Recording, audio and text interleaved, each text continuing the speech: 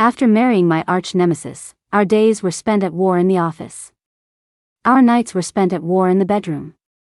After he caught me out partying, he spanked me in public.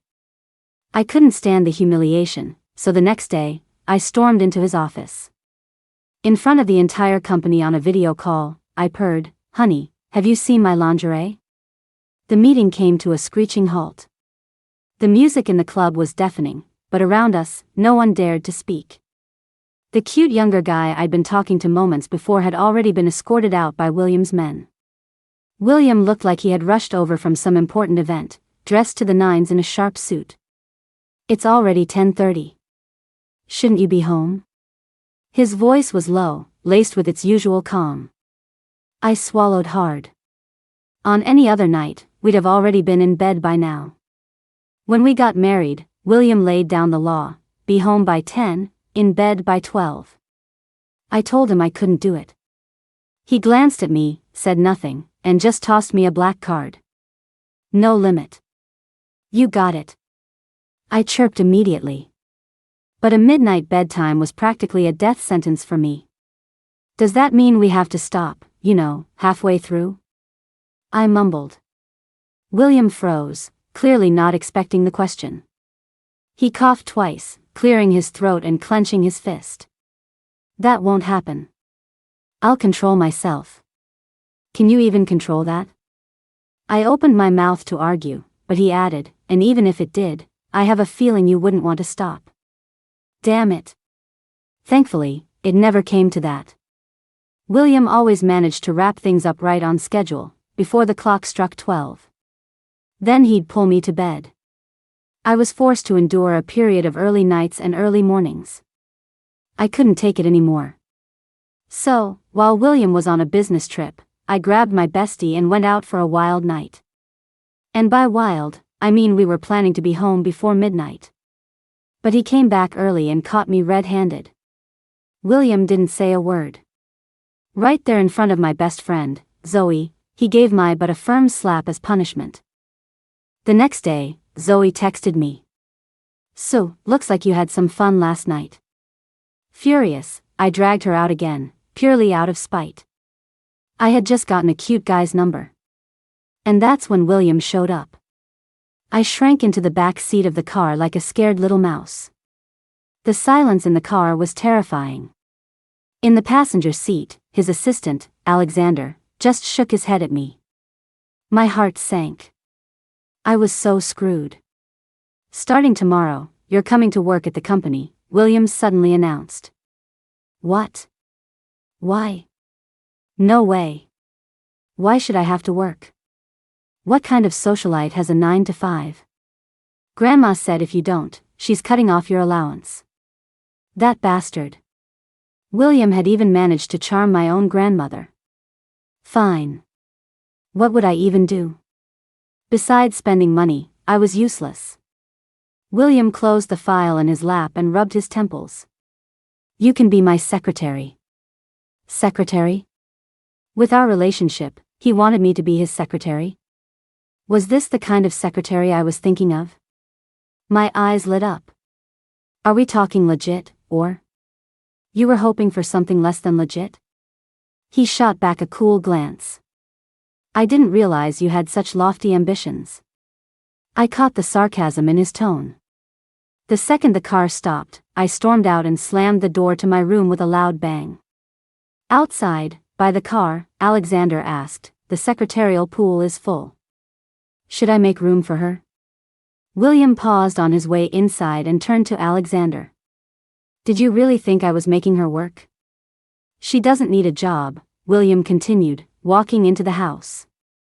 Also, get the private lounge in my office ready for her. Back home, I stripped off my smoke and alcohol-scented clothes and hopped in the shower. My mind drifted, and for some reason, I thought about the William the first knew in high school. He wasn't so stuffy back then. He'd even meekly call me his big sister when I pinched his cheeks. The older he got, the more boring he became. But he was a straight-A student, the perfect son my parents always wanted. Back then, whenever a guy tried to give me a love letter, William would intercept it. Everyone said I had my own little chaperone. I got fed up and had a huge fight with him about it. The next time we met, he was almost timid, trying to get back on my good side. I didn't like this cautious version of William, but I didn't want him controlling me either. So, I went to study in Toronto without telling him. Our marriage was a complete accident. I doubt William married me for love. Who would marry a high-maintenance beauty who only knows how to spend money? But the value of a business alliance is immeasurable.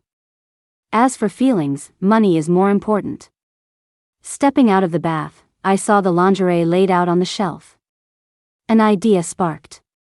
My eyes darted around, and I headed straight for William's study. William's study wasn't locked, the door opened with a simple twist. He was sitting at his desk in a set of loungewear, his usually neat hair falling casually over his forehead.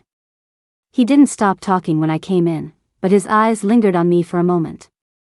I got closer and peered at his laptop screen. He was in a meeting. Alexander had mentioned he had an important conference call tonight.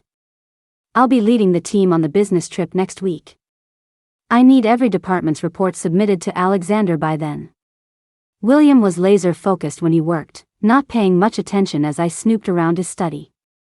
I casually flipped through a file on his desk. After a few glances, I tossed it aside and reached for the pen in his hand.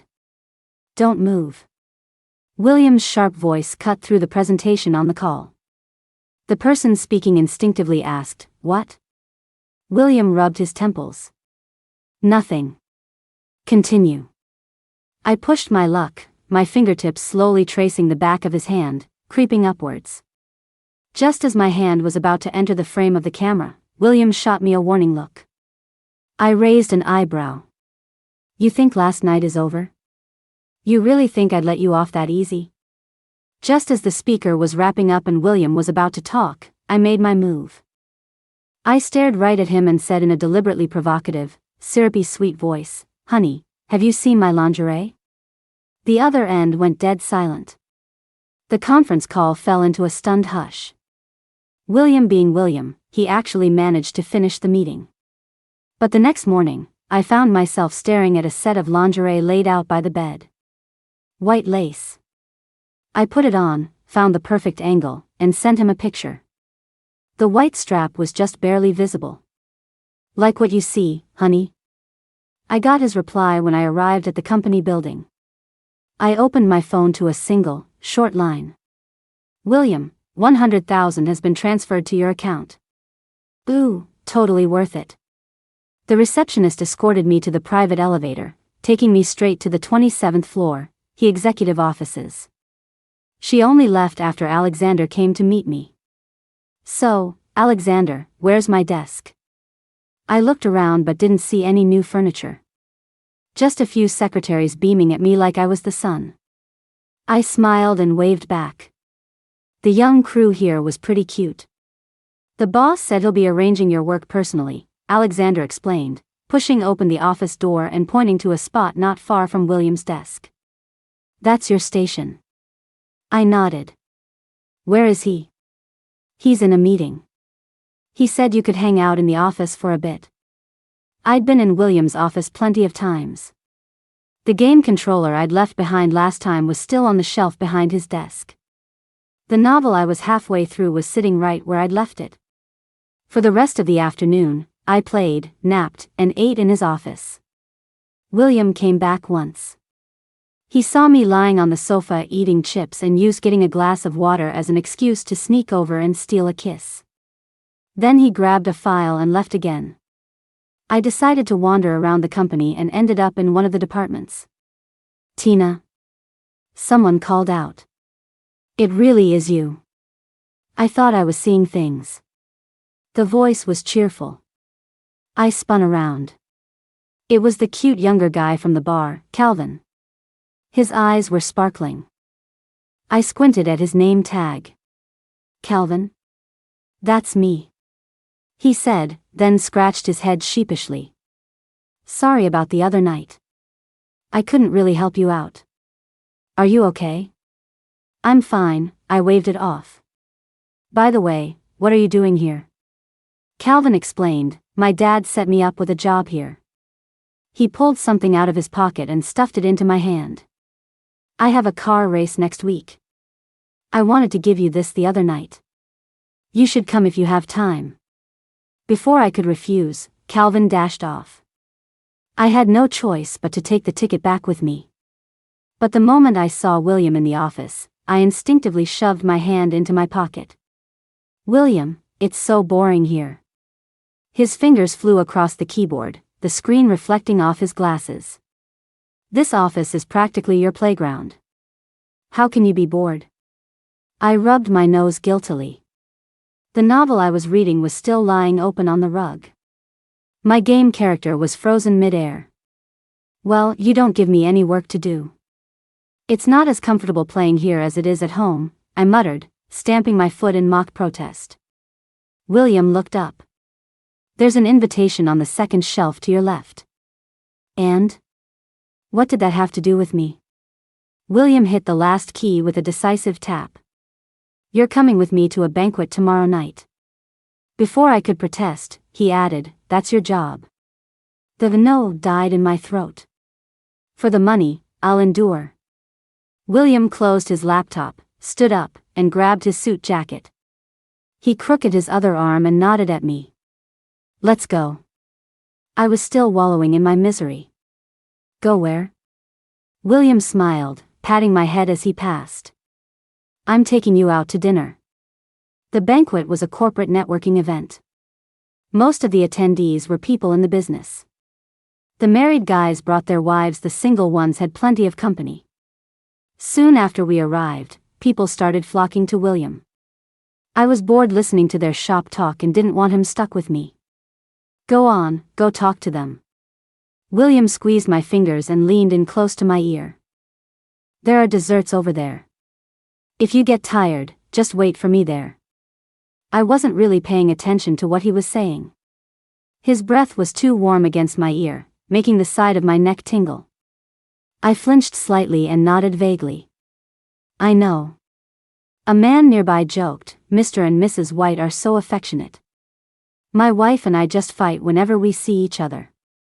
He then turned to me, assuring, don't worry, I'll only borrow your husband for a little while. I'll have him back to you shortly. The group found a quiet corner to chat, leaving their female companions with me. It was a mix of girlfriends, mistresses, and of course, actual wives. When a group of women like this gets together, they either gossip about who's cheating or who just had a secret love child. Only one woman remained silent the whole time, just watching me. Hello. Seeing that I had finally noticed her, Jessica took the initiative to greet me. And you are? Jessica tucked a stray strand of hair behind her ear. You must be very busy, you probably don't remember me. I was a freshman in Williams Club in high school, and later I was lucky enough to get into the same college as him. Oh. I raised an eyebrow. Here we go. William might be a big shot among the younger generation, but my family isn't exactly small potatoes. People on good terms call me Tina, but no one had ever dared to call me Mrs. White directly. Yeah, I said flatly. I don't remember you. I had no interest in getting tangled up with her and started walking towards William. To my surprise, she rushed to block my path. Aren't you curious why I'm talking to you? Jessica asked, bewildered. Not really. Jessica was speechless for a second. I just don't understand how a man like him could marry someone like you. One of William's fangirls. Someone like me? I stared at her, intrigued. Seemingly thrown by my directness, Jessica stammered, well, someone like you, who only knows how to spend money and is completely useless, is not worthy of him. I bet you don't know, he's been in love with someone for years. He even wrote her a love letter. You, she declared, turning her head and walking away with a smug look, are just his second choice. She left me there, stunned. What kind of high school drama was this? And William, that stoic, reserved guy, actually had a crush? It wasn't that I looked down on him, it was just surprising. I couldn't imagine what kind of girl would capture the heart of someone so straight-laced. It definitely wasn't a spoiled rich girl like me. What are you thinking about? William suddenly asked from the driver's seat, pulling me from my thoughts. You've been quiet for a while. On the way home, I couldn't stop thinking about what Jessica had said. I hadn't even noticed William watching me. William, I called his name. He hummed in response, his eyes on the road. Have you ever been in love with someone? I saw it, a flicker of hesitation in his expression. After a long pause, he finally said, "Why are you suddenly asking about this?" My eyes lit up. So there was a story. I'm just curious. Come on, tell me. William gripped the steering wheel. It's in the past. Besides what? Don't stop there. William suddenly turned his head and saw me listening with rapt attention, my eyes wide with curiosity. His tone turned sour. You're not mad? I shook my head. Why would I be mad? What was there to be angry about? It was ages ago. And knowing William, he wasn't the type to be irresponsible. The fact that he married me meant he had completely moved on. I trusted his character. But while I wasn't mad, William seemed to be fuming. Tina, he said, his usually calm voice strained, you're really something else. William was mad. That was the vibe I'd been getting for days. I'm telling you, one good night in bed solves everything, Zoe said, dishing out advice while picking out clothes at the mall. I wish, I sighed. The very next day, William had to fly abroad for an urgent matter. I stood there with a long face, my desire to shop completely gone. I'd only managed to spend a few $100,000. I let Zoe drape different outfits over me. Even though he texted me good morning and good night every day and reminded me to drink water, I could feel he was still holding a grudge. This one's nice. I'll take it, Zoe said, clapping her hands and telling the sales associate to have the clothes delivered to my house. If he won't come to you, then you go to him. Her words were like a beacon, instantly clearing the fog in my mind. Of course. I could just go to him. Why didn't I think of that? Zoe, I love you so much. I exclaimed, leaning in to give her a kiss. Zoe beamed, happy with the peck on her cheek. As I was leaving, she reminded me, don't forget to pack the outfits I bought for you. That night, I landed in Toronto. The moment I stepped out of the airport, I pulled my coat tighter around me. A driver took me to the apartment I had bought when I was a student here. As I walked in, a trivial memory surfaced. When William found out I was studying abroad, we had a Cold War that lasted for a long time. All my texts trying to make peace went unanswered. I thought our friendship might just fade away with time. Until that day. I walked out of class as usual, bundling up in my puffer jacket. I had just hung up the phone with my parents, who had called to wish me a happy birthday. When I looked up, William was standing not far away. He was wearing a dark blue cashmere coat, a striking figure in the open plaza. Amidst the bustling crowd, he stood out. William hadn't come for any other reason than to give me a birthday present. I stood frozen. I watched as he pulled a wrapped gift box from his coat and said, "Happy birthday, Tina." I blinked slowly. Suddenly, a single white flake landed on his eyelashes. And then, the snow began to fall in earnest. It was the first snow of the year in Toronto. A single gift managed to salvage our cooling friendship. I asked him why he came all this way just to give me a present. William looked down. I was just in the neighborhood. I didn't buy it. What neighborhood route goes from our city all the way to Toronto? Don't lie. He was helpless against my pestering and finally confessed, "You said, William, you'd better be at my 18th birthday party or you're dead meat." He even mimicked my tone, holding up a fist in the air. I burst out laughing, watching his serious imitation. It was strangely adorable. William didn't say anything, just watched me laugh as the heavy snow blurred his features. Thinking back on it now, a realization hit me. Could it be that William had a little crush on me back then? Alexander told me William had a banquet to attend tonight. I couldn't wait another second. I changed into a gown and headed straight for the venue. The grand hall was magnificent, filled with people coming and going. In the crowd, William was easy to spot in a silver-gray suit. I lifted my skirt to go find him. I had only taken 2 steps when I saw a blonde bombshell approach him. They said something to each other, and William even smiled at her. It was strange. I'd seen scenes like this plenty of times before, but today, for some reason, it just rubbed me the wrong way. William. I walked over, fuming. My sharp tone in a room full of foreigners drew a lot of attention. Hearing my voice, William was startled, as if he never expected me to be there. What are you doing here? I crossed my arms, muttering under my breath, if I hadn't come, I wouldn't have known you were having such a nice chat with someone else. William looked puzzled. He glanced at the blonde woman beside him and then back at me, a knowing look dawning on his face. William, who is this? A tall, handsome man nearby asked in French. Before William could answer, I linked my arm through his and introduced myself. William then said, my wife. He paused, then wrapped his arm around me and looked at the blonde woman. This is my wife. The woman looked at us for a moment and said, you two make a beautiful couple, before walking away with her champagne glass. What did she say to you? I couldn't help but ask. You looked so happy. I whispered the last part, but William still heard me. A low, rumbling laugh escaped his throat. You want to know? I nodded. William took a sip of his champagne and walked away. I'm not telling you. So petty. William was clearly in high spirits tonight. I was wearing a stunning, backless evening gown with a high slit, my hair elegantly pinned up. I looked glamorous. When others tried to flatter me, William took all the compliments, accepting every one. Come to think of it, I'd never seen William drunk. I stopped a waiter and took a glass of champagne from his tray, then headed towards William. He was deep in conversation with some other executives and didn't notice my approach. Excuse me, gentlemen, could I borrow him for a few minutes?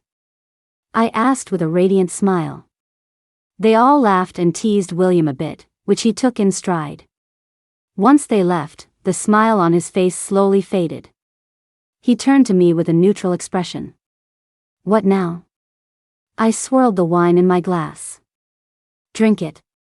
He glanced down. What is it? He was playing dumb.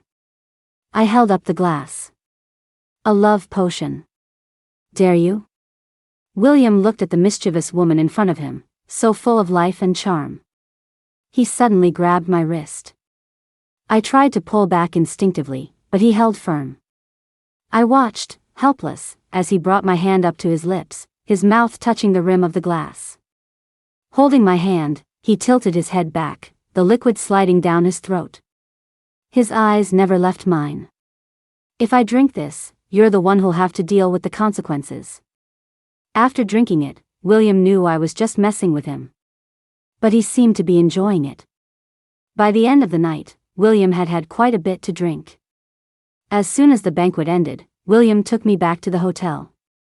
The click of the hotel room door shutting enveloped us in a quiet intimacy. Watching William undress was a unique kind of pleasure. I leaned over the arm of the sofa, my eyes glued to his movements. I watched him take off his suit jacket, the muscles under his shirt flexing as he moved. My heart fluttered, and I went over to help him with his tie. William lowered his head slightly, his gaze hazy and fixed on me. Did Alexander give you my itinerary? He was quite drunk tonight. His usually clear voice was husky and incredibly seductive under the influence of alcohol. I silently loosened his tie, not saying a word. William wasn't in a hurry. He gently caressed my lower lip with his warm fingertip, his touch ambiguous. What made you decide to come to Toronto? He answered his own question. Did you miss me? I chuckled and pinched his chest. Only a ghost would miss you. William laughed. Guess I'm pretty charming then. After that laugh, we both fell silent. William pressed his forehead against mine, his cool nose brushing against my own. The silence stretched for several seconds before the motion sensor light in the entryway automatically turned off, plunging the room into darkness. In the dark, I couldn't see his expression, only his dark eyes shining like stars. Maybe it was telepathy, or maybe I just sensed something. We both spoke at the same time. "I'm sorry." The words hung in the air, and we both saw the surprise in each other's eyes. William was the first to recover. "I'm sorry. I shouldn't have lost my temper with you the other day." He took a breath.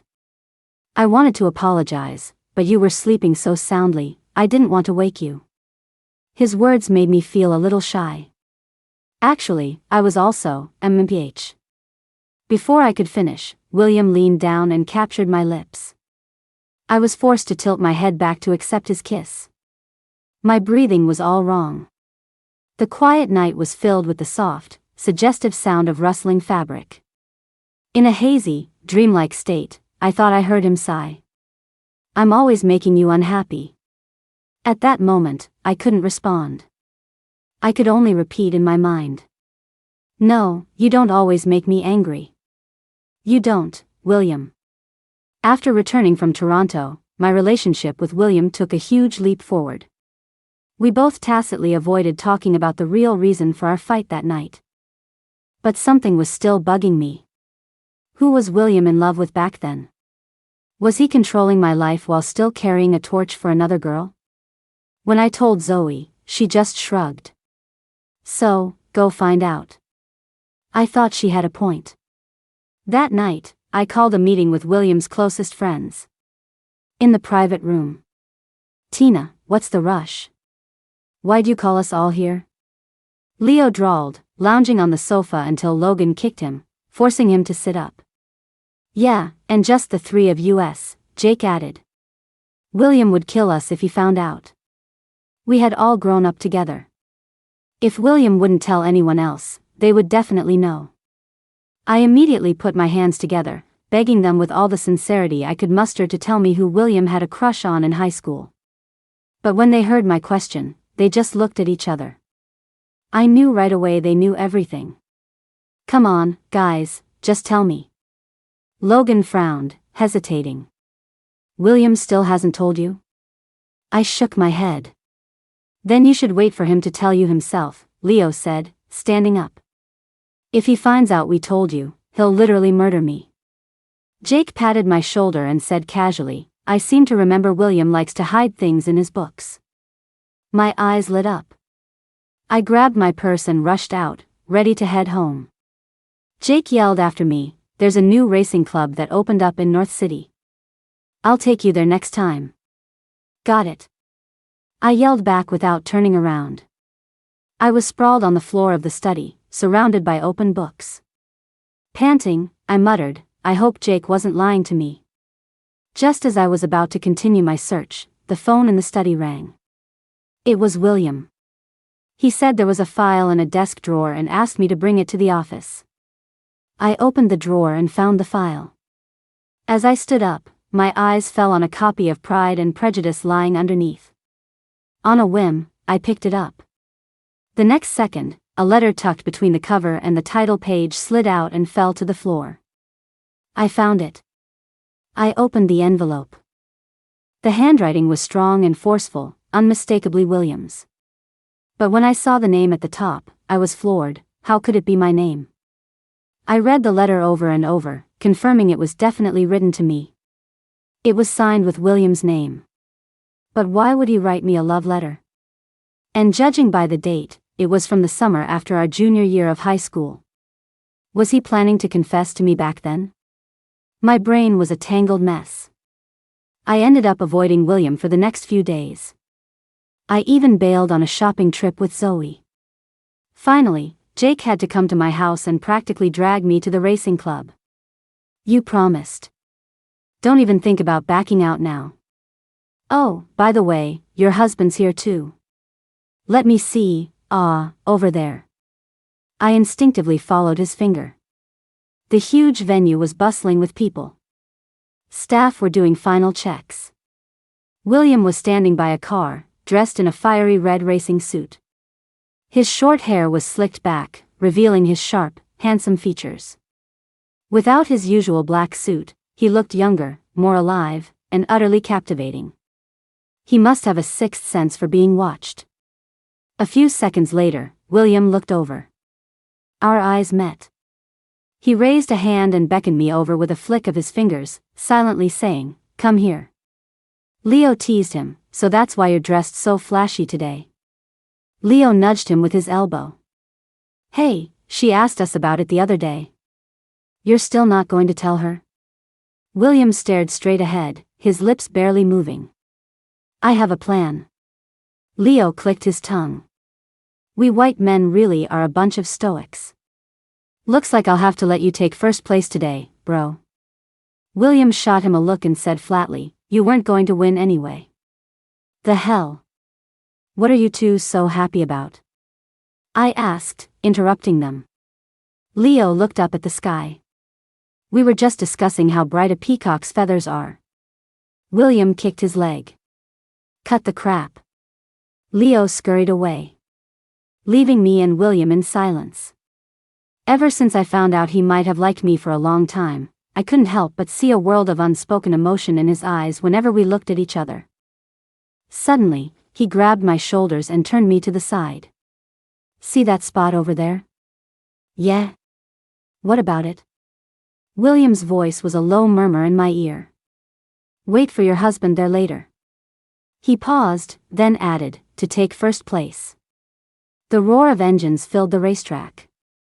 William executed a perfect drift around a corner, his car swinging in a smooth arc. He was miles ahead of everyone else, an undisputed winner. Watching William get swarmed by people, I snuck off to the restroom to touch up my makeup. On my way out, I accidentally bumped into a guy. I apologized, then looked up and realized it was Calvin. "Tina." Calvin was ecstatic, his eyes shining brightly. His excitement made me feel a little guilty.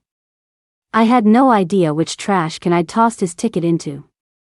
I never imagined we'd end up at the same race. "I can't believe you actually came to see me race." I stood there awkwardly.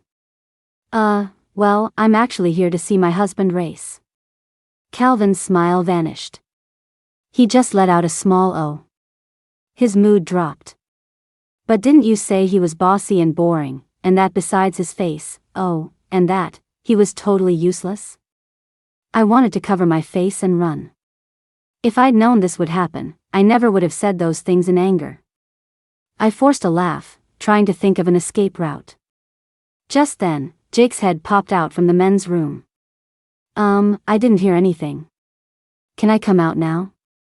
Seeing me look at him, he quickly promised, "Don't worry, I will absolutely not tell William you said he was useless."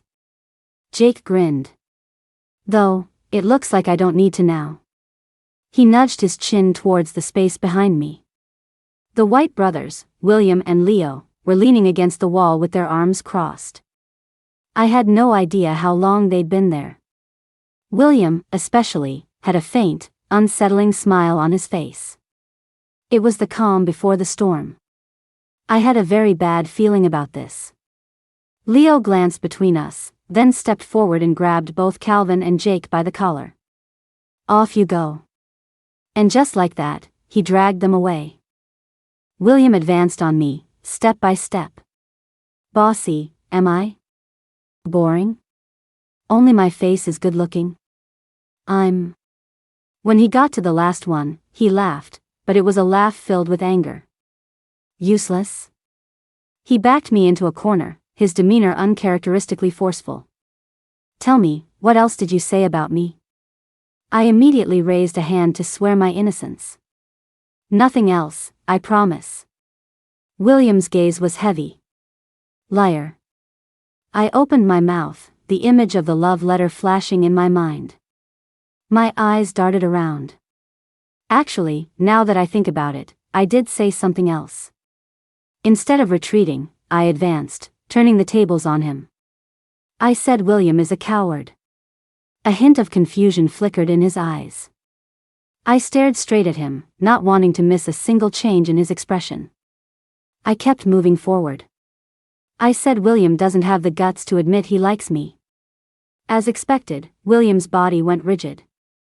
I said William had a crush on me in high school and even wrote me a love letter. William's breathing hitched. I took a deep breath and finally said the words I had buried in my heart for years. I closed my eyes. I said, I like William. I like William. William's head snapped up, his pupils trembling. Before I could say anything more, he grabbed me and pulled me into an empty storage closet nearby. His voice was tight. Say what you just said again. Feeling his arms tighten around my waist, I cupped his chin, deliberately tormenting him. I'm not saying it again, I said with a triumphant smirk.